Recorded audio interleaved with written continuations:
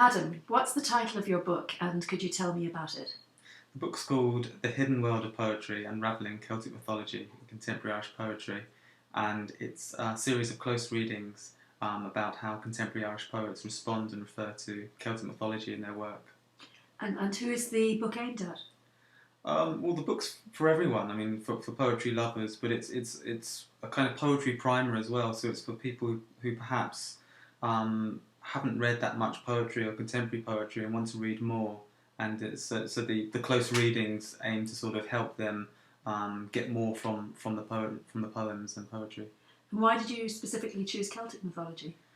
Well, Ireland has such a rich tradition, storytelling tradition, and Celtic mythology is something that comes up again and again in Irish poetry.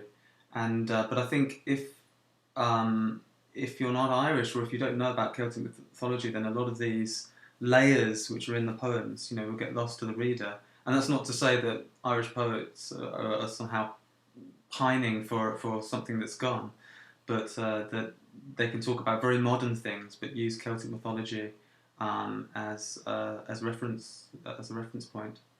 And Adam, what poets are you looking at in your close readings? There's Seamus Heaney, Paul Muldoon, Ivan Boland, Elaine O'Callaghan, Nuala O'Goneill, Bernard O'Donoghue, Maurice Riordan, Derek Mahan, Matthew Sweeney, and many more. And do you have a publisher?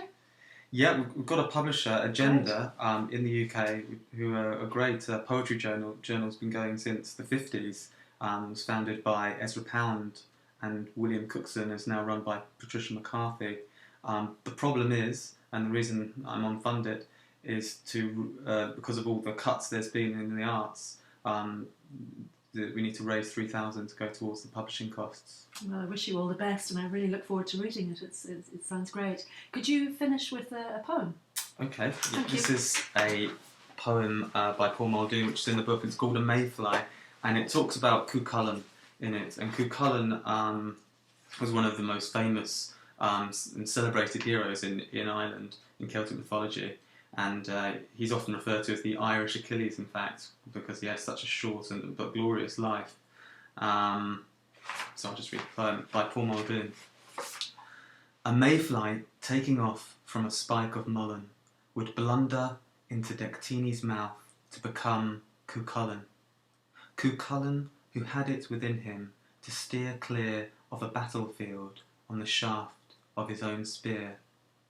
His own spear from which he managed to augur the fate of that part-time cataloguer. That cataloguer, who might yet transcend the crush as its own tumult transcends the thrush.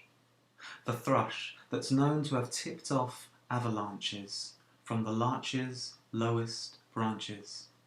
The lowest branches of the larch that model themselves after a triumphal arch